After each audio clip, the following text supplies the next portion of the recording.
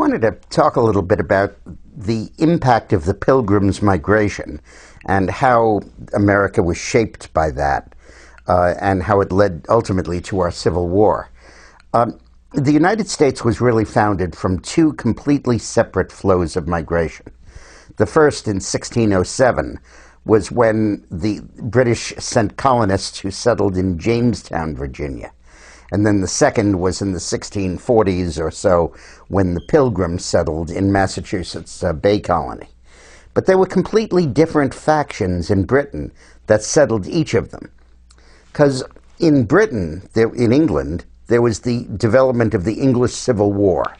In 1610, 1620, 1630, the British monarchy was getting closer and closer to restoring Catholicism, which had been overthrown in the reign of Queen Elizabeth.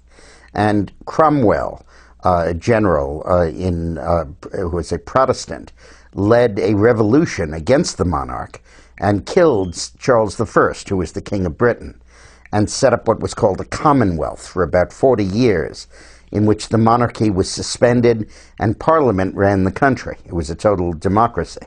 And then in 1688, actually, Cromwell was overthrown. Well, Cromwell died, and his people were overthrown, and the monarchy was restored. So in the first period, around 1630 or 1640, when the aristocracy from Britain was banished by the Puritans, they fled to America, and they settled in Jamestown, in the Virginia colonies. Then in 1670 and 1680, when the Puritans were thrown out, they fled Britain and settled in Massachusetts. So you had the opposite sides of the Civil War in Britain settling, one in the South, one in the North. The people who supported the monarchy were called the Cavaliers, and the people who were the Puritans were called the Roundheads in Britain. That was the Civil War, the Cavaliers against the Roundheads. So the Cavaliers settled in the South, and the Roundheads settled in the North. Now, the Cavaliers were British nobility. The class structure was essential to them. They had slaves. Their whole orientation was one of class and wealth and power, and a landed aristocracy that focused on plantations and the like. The Puritans, on the other hand, the Roundheads, were heavily focused on small farms, commercial work, and led eventually to the Industrial Revolution.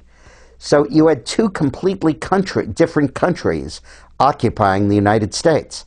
And they grew and they prospered, and then eventually they fought in the American Civil War, which really was the English Civil War transplanted to the United States roughly 200 years later. And the same fight between class-based society and essentially entrepreneurial, industrial, wealth-based society, which went on in Britain, went on in the United States when the North defeated the South in the Civil War. I developed this theory kind of on my own, actually, and then Kevin Phillips, who earlier wrote The Emerging Republican Majority for Nixon about the whole Southern strategy for the Republican Party, wrote a wonderful book called The Cousins' Wars, where he elaborates this theory that he developed on his own. And I met with him and told him how highly I thought of his book. But I think this theory is a fascinating one. And you have to see the American Civil War through the prism of the English Civil War.